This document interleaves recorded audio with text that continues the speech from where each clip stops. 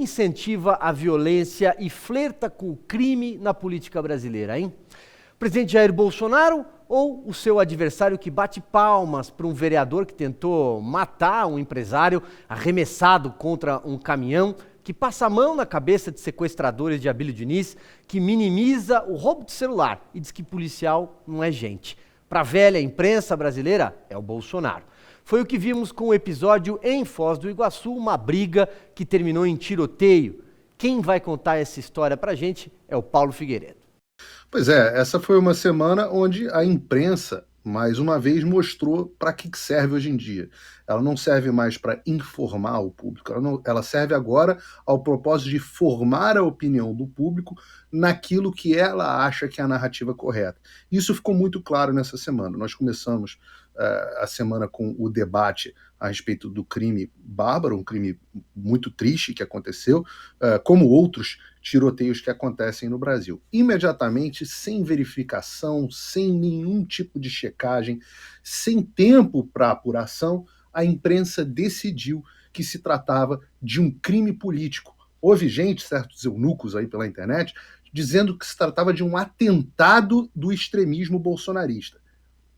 Os fatos teimaram em discordar. A cautela dos melhores jornalistas aguardaram ouvir o outro lado, aguardaram ouvir as primeiras manifestações da polícia dessa investigação, que ainda segue em curso e ainda vai ter mais curso.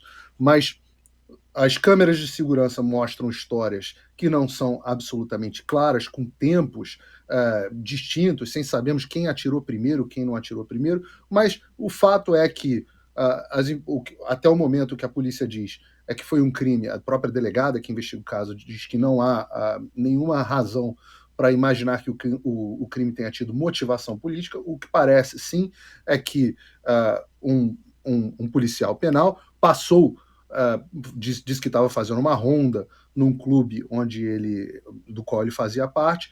Lá estava acontecendo naquele momento uma festa da vítima fatal, tesoureiro do PT, guarda municipal, e ele passou com o som tocando música do Bolsonaro. Houve uma troca ali de agressões verbais e animosidade, houve, segundo um dos lados, houve ameaça, houve pedras, e as câmeras de segurança parecem indicar isso mesmo, houve pedras sendo arremessadas contra uma pessoa que estava ali com a sua família. Num dado momento, o policial penal se sente não só ameaçado fisicamente, mas retorna ao local com orgulho ferido. Isso é uma atitude muito ruim, sem dúvida nenhuma, uma péssima forma para as pessoas que portam armas. Aliás, quem porta arma, quem está acostumado a portar arma, sabe que portar arma pressupõe que nós muitas vezes tenhamos que evitar certas provocações.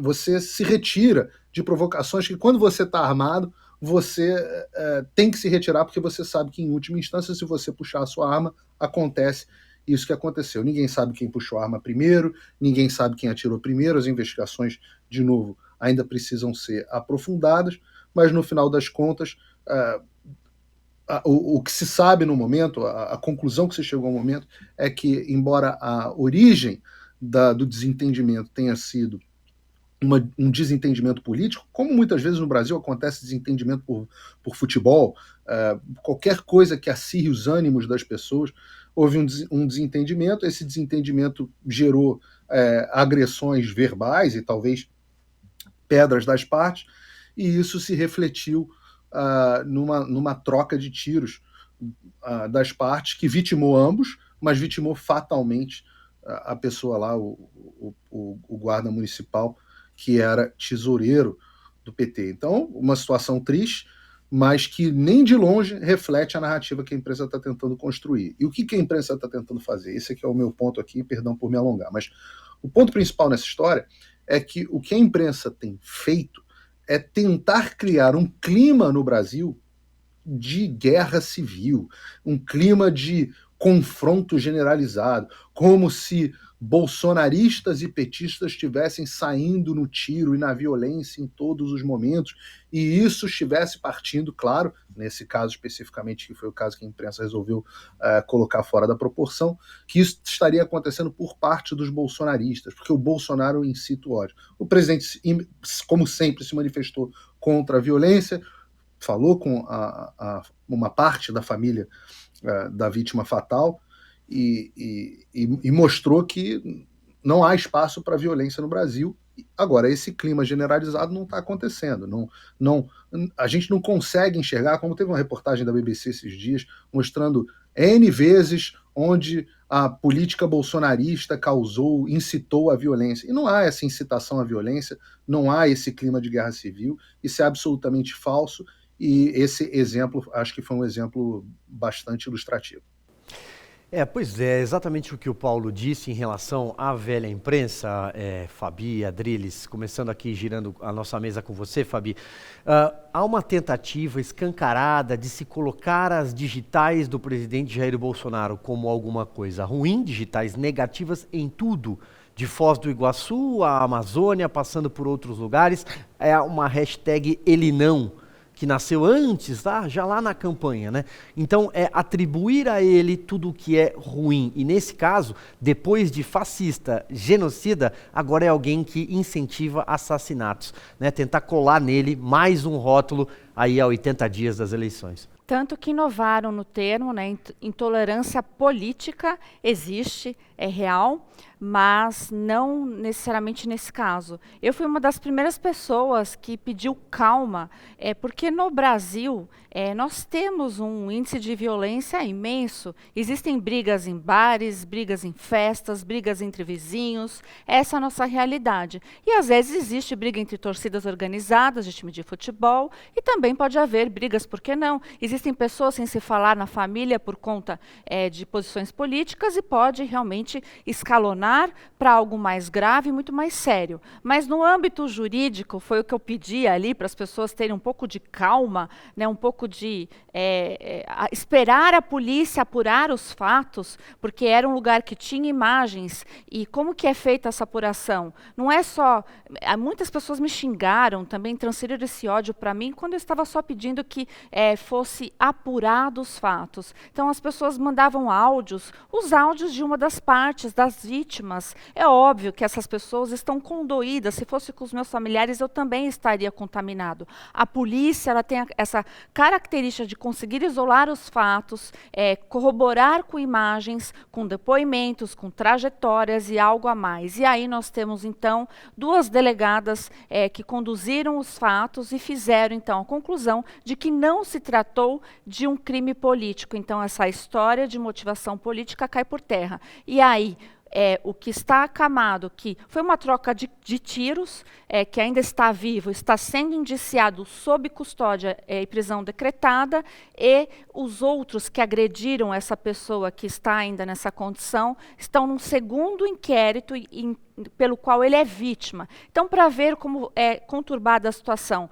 o agressor também é vítima de uma outra situação, e é isso que agora a polícia vai concluir, né, o seu inquérito e chegar às ações devidas, às ações penais devidas. Então, é preciso aguardar. Intolerância política, gente, é aquela coisa de que quando você diz que você é de um espectro político, te tiram, te cortam, não deixam você falar, e fizeram o que até foi feito comigo em menor escala nas redes sociais. Eu só estava pedindo, vamos aguardar.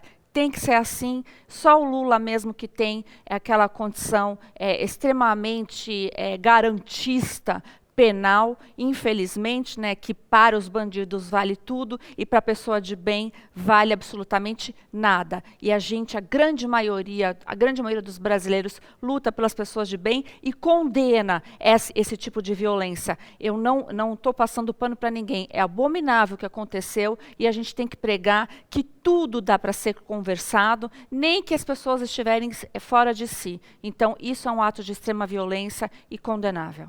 Exato, Adriles, nem toda pancadaria é política, mas tem um detalhe: você, além de poeta, showman, também é jornalista. Claro. Você tem memória de Passar ter fome, lido alguma manchete certa vez na sua vida? Assassino tucano? Assassino temerista? Assassino petista? Você tem memória? Eu não tenho. Não. Mas a gente acompanha todos os dias, na última semana, a gente acompanhou mais de uma Assassino manchete. bolsonarista. Assassino bolsonarista. Eu busquei as matérias, só para te interromper já, Adri, já que você gosta de interrupção, eu busquei, Tá eu ficando mal busquei as acostumado, né, matérias. ô, Paulo? Exato, tô mal acostumado, tô destreinado aqui. Mas eu busquei as matérias da época que o Adélio esfaqueou o Bolsonaro, e só para acrescentar o ponto que o Silvio está fazendo, todas as matérias de todos os jornais chamavam homem que esfaqueou o Bolsonaro. Nenhuma dizia militante de esquerda, nenhuma dizia militante do PSOL, ex-filiado do PSOL, nada disso. Todas diziam, ou esquerdista, nada disso. Todas eram homem que esfaqueou o Bolsonaro. No entanto, todas as matérias agora essa semana foram bolsonarista que matou o petista. Olha, para desmitificar esse papel de militância política, de abandono do jornalismo, de abandono de investigação da realidade, que é o princípio máximo do jornalista, que é subvertido desde as faculdades de comunicação, em que o sujeito ali, o estudante ali, é ideologizado e passa a ser militante, ou seja, que é o avesso do papel do jornalismo, que é investigar a realidade, né? A gente percebe dois fatos concretos passados essa semana. Um foi Luiz Inácio Lula da Silva defendendo de maneira clara, ostensiva, objetiva, um quase assassino. Um homem que empurrou, em seu nome, em sua defesa, outro homem em cima de um para-choque de um caminhão em movimento e quase morreu. Um homem que ficou 7 meses na cadeia.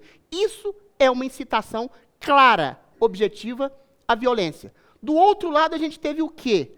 Exatamente o Bolsonaro condenando, sem saber exatamente o teor das circunstâncias, um homem que eventualmente seria considerado bolsonarista porque simplesmente tinha votado no Bolsonaro. A mesma coisa que você falar aqui, um homem que matou outro é um corintiano e aí toda a nação corintiana é responsável pelo homicídio. Já começa mal assim. Que matou outro por causa de uma circunstância, de uma festa petista, coisa que já está sendo desmentida pela própria investigação policial. E Bolsonaro falou de maneira clara, ostensiva, eu não aceito nenhum princípio de apoio de quem, em meu nome, usa da violência para massacrar, para humilhar, para constranger, para matar quem quer que seja.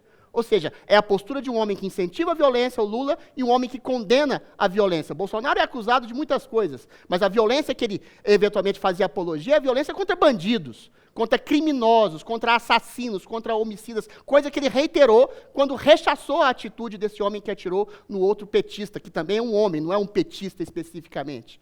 Então, a imprensa pega essas duas narrativas, põe para debaixo do tapete a primeira, do Lula incitando a violência de maneira clara, e a segunda, simplesmente, eventualmente, por causa de uma circunstância não verificada, você cria um clima de uma guerra insana, de um bolsonarismo que incita a violência, e isso se dá desde 2018, quando diziam, não só a imprensa, como a classe artística, que Bolsonaro era a promessa de um ditador, de um fascínora, de um genocida, de um racista, que um homem que ia perseguir gays, mulheres, minorias, e incentivar a violência em todos os níveis, coisa que nunca, absolutamente nunca aconteceu na ação do seu governo. Então, quando a gente vê essas duas narrativas e a subversão das duas narrativas, a gente vê quem é subvertido de toda forma é a própria imprensa, que, em vez de investigar a realidade, dá um papel de militância política. E aí o Paulo tem toda a razão.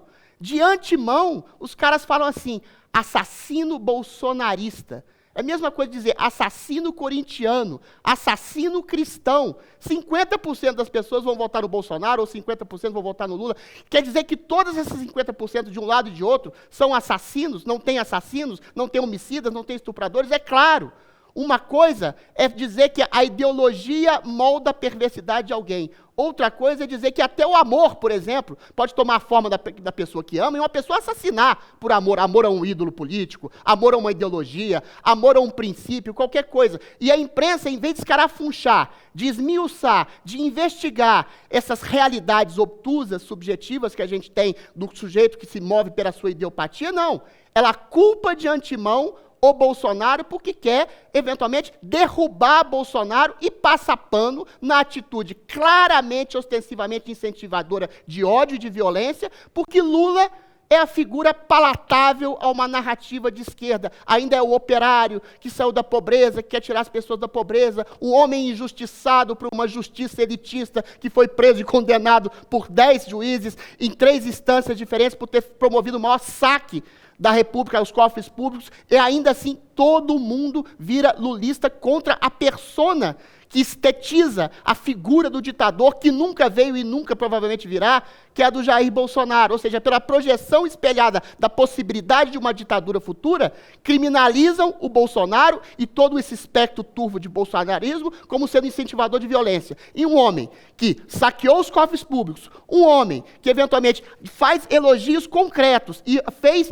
apoios financeiros concretos a ditaduras e ditadores assassinos, um homem que incentiva, um homem que empurrou o outro e quase matou o outro em nome do seu nome, em nome da sua defesa, esse homem é visto como anjo, como santo, como tábua de salvação.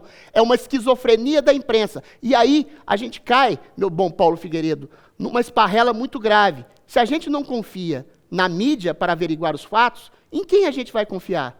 Às vésperas da eleição, a Globo, a Folha, o Estadão, todos eles se movem como atores políticos. Às vésperas da eleição, o TSE, que fala da violência, das fake news, do discurso de ódio de Bolsonaro, se move como ator político.